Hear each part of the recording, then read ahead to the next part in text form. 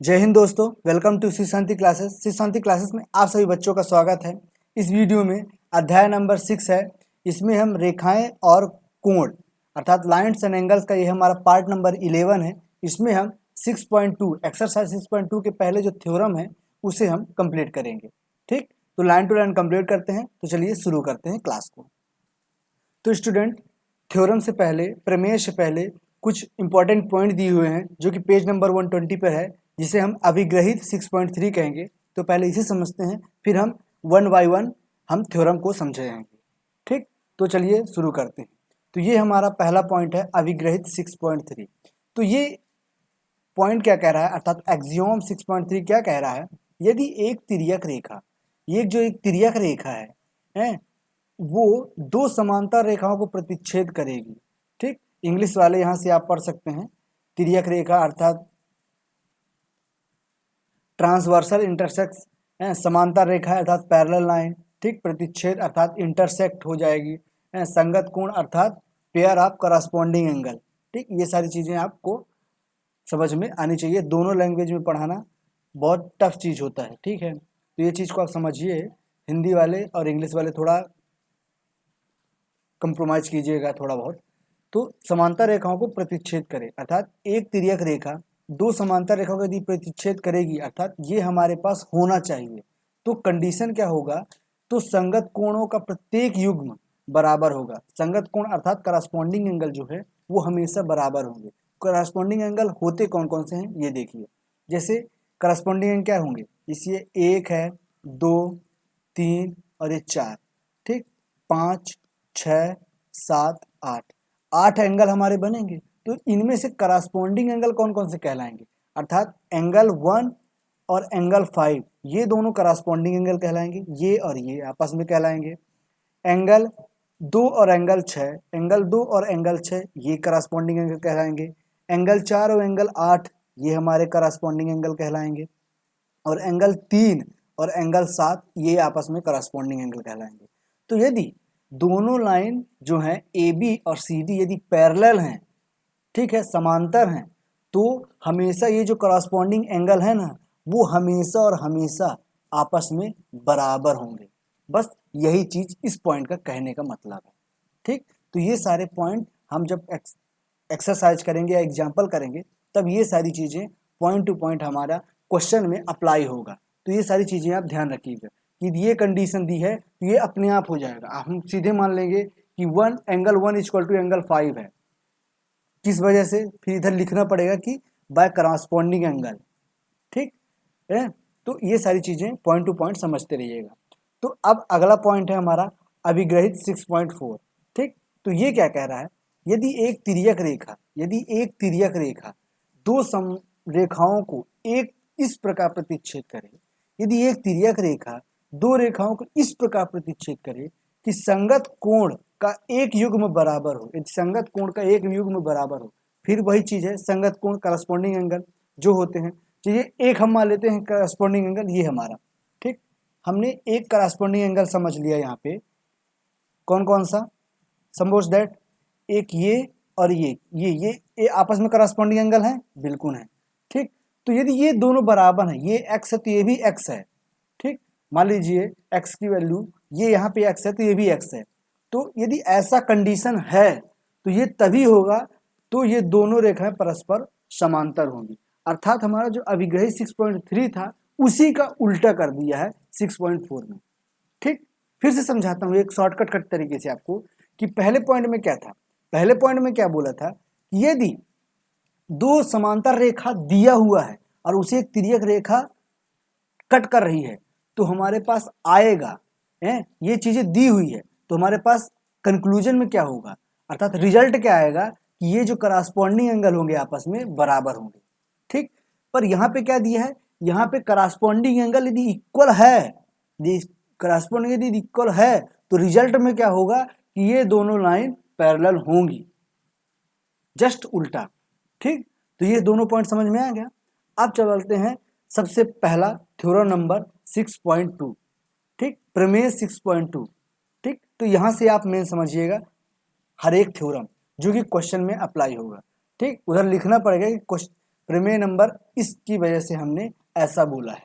ठीक, तो पढ़िए, यदि एक तिर्यक रेखा दो समांतर रेखाओं को प्रतिच्छेद करे, यदि एक तिर्यक रेखा दो समांतर रेखाओं को प्रतिच्छेद करे तो एकांतर अंतःकोण का प्रत्येक युग्म बराबर होता है।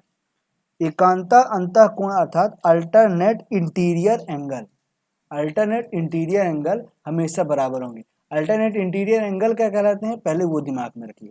अल्टरनेट इंटीरियर एंगल क्या कहते हैं कि जो दो लाइन होगी उसमें से क्या शेप बनाए, जेड, जेड का शेप बनाए। वो जेड का शेप ऐसे भी हो सकता है और ये जेड का शेप ऐसे भी हो सकता है। ठीक, तो जो जेड के अंदर वाले कोण होते हैं ना, जेड के अंदर वाले कोण, वो हमारे एकांता अंतः कोण कहलाएंगे, अंतः कोण। ठीक, ध्यान रखिएगा, अंतः अंदर वाला कोण। ठीक, और एकांता बाह्य कोण भी होता है, जो कि यदि कोई जड़ है उसके यदि ये लाइन को बढ़ा दिया जाए तो ये जो एंगल होगा वो हमारा एकांता बाह्य कोण कहलाएगा। तो जब अंतः कोण बराबर होगा तो बाह्य कोण भी आपस में बराबर होना ही होना है, क्योंकि ये एक लीनियर एंगल कहलाता है, लीनियर लाइन है। यदि ये बराबर है तो ये बाहर वाला भी बराबर होगा। ठीक, ये चलिए ये आगे वाला, आगे थ्योरम का है। तो इस थ्योरम को समझिए। तो क्या बोल रहा है, एकांता अंतःकोण क्या प्रत्येक युग्म में क्या होगा, बराबर होगा। तो इसमें दिया क्या है कि दो लाइन है, पैरेलल है और उसे एक तिर्यक रेखा काट रही है, ये हमारे पास दिया हुआ है। यदि ये कंडीशन दी हुई है तो हमेशा एकांता अंतःकोण बराबर होंगे, ये हमारा क्या है, रिजल्ट है। ठीक, तो एकांता अंतःकोण का यहाँ पे एक जड़ बन रहा है, ये देखिए, ये एक जड़ बना, तो एकांता अंतःकोण कौन कौन कौन से कहलाएंगे, ये हमारा एक ये पॉइंट और ये एंगल, ये दोनों एंगल हमारे क्या होंगे, बराबर होंगे। अर्थात एंगल बी क्यू आर बराबर हो जाएगा एंगल क्यू आर सी के। ठीक, ये चीज समझ में आ गया। उसी प्रकार एक और हमारा क्या बन रहा है, इधर से ये वाला, ये भी एक जड़ बन रहा है। तो इसमें एक एकांता कोण कौन कौन से कहलाएंगे, एक इधर वाला एक इधर वाला, ये जड़ के अंदर है, इस वाले जड़ के अंदर, तो ये कहलाएंगे एकांता अंतःकोण। तो दूसरा पॉइंट क्या कहलाएगा, एंगल ए क्यू आर बराबर हो जाएगा एंगल क्यू आर डी के। ठीक, तो ये दोनों पॉइंट समझ लीजिएगा कि ये भी थ्योरम होता है। ठीक, तो ये हमारा यहाँ पे कंप्लीट होता है प्रमेय नंबर 6.2। ठीक, अब समझते हैं प्रमेय नंबर 6.3 क्या कह रहा है। इसमें भी वही चीज है कि यदि एक तिर्यक रेखा दो रेखाओं को यदि इस प्रकार प्रतिच्छेद करे कि एकांता अंतःकोणों का एक युग्म बराबर है तो दोनों रेखाएं परस्पर समांतर होंगी। तो बस जो प्रमेय 6.2 था उसी का जस्ट उल्टा कर दिया है।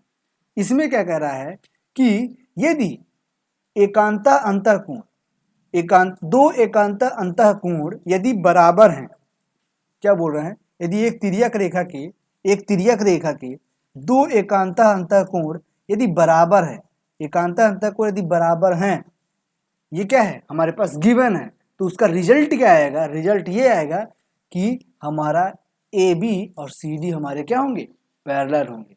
तो वो दोनों रेखा क्या होंगे, परस्पर समांतर होंगे अर्थात पैरेलल होंगे। ठीक, ये चीज समझ में आ गई। तो 6.2 प्रमेय जो 6.2 दिया हुआ था उसी का जस्ट अपोजिट कर दिया है प्रमेय 6.3।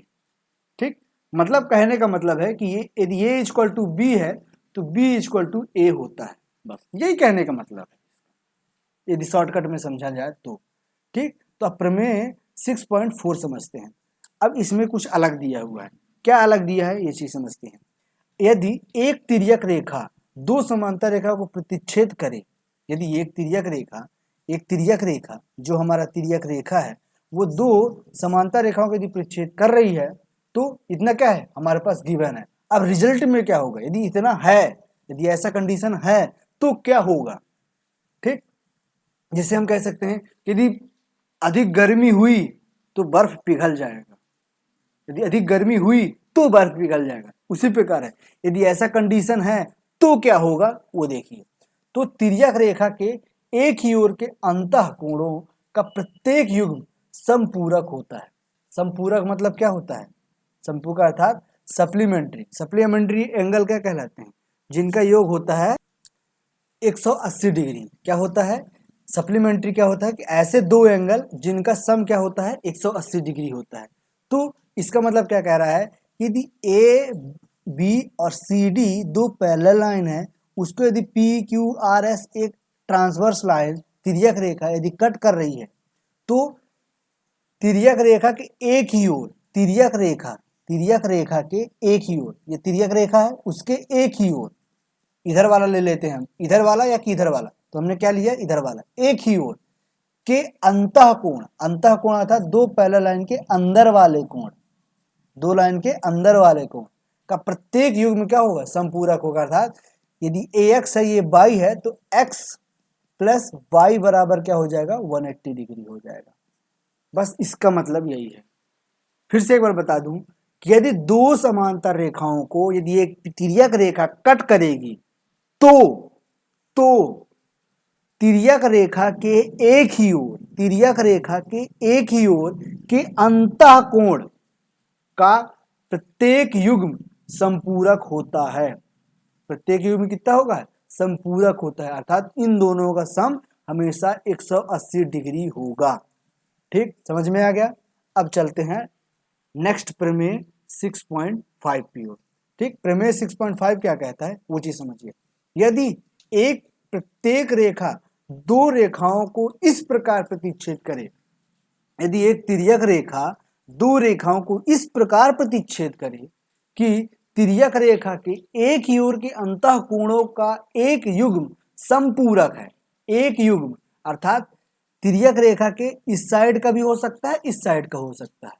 ठीक, यदि कोई एक ही भी बराबर हो गया, यदि इसका सम एकांतःकोण का यदि एक्स बाई ये दोनों यदि 180 डिग्री हो गए अर्थात संपूरक हो गए, इधर वाला या कि फिर इधर वाला भी हो सकता है। यदि हम इसे ए और बी मान लें तो ये भी हमारा 180 डिग्री होगा। यदि दोनों में से कोई एक भी सक्सेस हो गया तो हमारा क्या कहलाएगा, ये दोनों रेखाएं परस्पर समांतर होंगी। अर्थात हमारा कहने का मतलब क्या है, जो प्रमेय 6.4 है और जो प्रमेय 6.5 है ये दोनों आपस में उल्टा है। ठीक, समझ में आ गया। आप गौर से समझ रहे होंगे, बहुत अच्छे समझ में आ रहा होगा। ठीक, तो हमारा प्रमेय 6.5 भी कंप्लीट हो चुका है। अब चलते हैं नेक्स्ट प्रमेय की ओर, प्रमेय 6.6 जो कि हमारा ये लास्ट प्रमेय है। ठीक, वे रेखाएं क्या कह रहा है 6.6 प्रमेय, वे रेखाएं जो एक ही रेखा के समांतर हों परस्पर समांतर होती हैं। मतलब कहने का मतलब क्या है कि यदि तीन लाइन है L, M और N, ठीक, इसको एक तिर्यक रेखा काट रही है, ट्रांसवर्स लाइन कर रही है T। ठीक, तो इस प्रमेय का कहने का मतलब क्या है, यदि L लाइन पैरेलल है किसके M के और यही L पैरेलल है किसके M के, यदि दो कंडीशन दी हुई है तो हमेशा रिजल्ट में क्या होगा, M हमेशा पैरेलल टू N होगा। ये चीज कंफर्म कर लीजिए। या कि फिर आप कह दें यदि L पैरेलल टू M है और M पैरेलल टू N है तो हमेशा L पैरेलल टू N होगा। यदि ये दोनों दिया हुआ है तो ये भी हमेशा होगा, यदि ये दोनों दिया हुआ है तो ये हमेशा होगा। बस कहने का मतलब यही है इस प्रमेय का। ठीक, मतलब कहने का है कि A बराबर B है और B बराबर C है तो A और C भी आपस में बराबर होंगे। बस कहने का मतलब यही है। यदि आप सरल भाषा में अलग लैंग्वेज में समझना चाहें तो यदि ये इसके पैरेलल है और ये इसके पैरेलल है तो ये आपस में भी पैरेलल होंगे। यदि ये इसके पैरेलल है और ये इसके पैरेलल है तो ये दोनों कॉमन हो गया तो ये इसके पैरेलल होगा। बस कहने का मतलब यही है। उसी प्रकार आप कह सकते हैं कि एंगल 1 एंगल 2 के बराबर है और एंगल 1 एंगल 3 के बराबर है तो एंगल 2 एंगल 3 भी आपस में बराबर होंगे। ठीक, तो ये सारे पॉइंट आप अच्छे से दिमाग में रखिएगा। यही सारे पॉइंट हमारा जो सारे एग्जाम्पल होंगे और क्वेश्चन होंगे 6.2 के, इसी बेस पे हम सारे क्वेश्चन कंप्लीट करेंगे। तो चलिए मिलते हैं नेक्स्ट वीडियो में एग्जाम्पल के साथ। तब तक के लिए अपने और अपने परिवार की ख्याल रखिए और सुरक्षित रहिए। मिलते हैं नेक्स्ट वीडियो में, तब तक के लिए जय हिंद जय भारत। न्यू स्टूडेंट चैनल को सब्सक्राइब कर लीजिए, बेल आइकन को प्रेस कर लीजिए, बेल आइकन पर ऑल पर क्लिक कर लीजिए ताकि सभी वीडियो के अपडेट आपको मिलते रहें।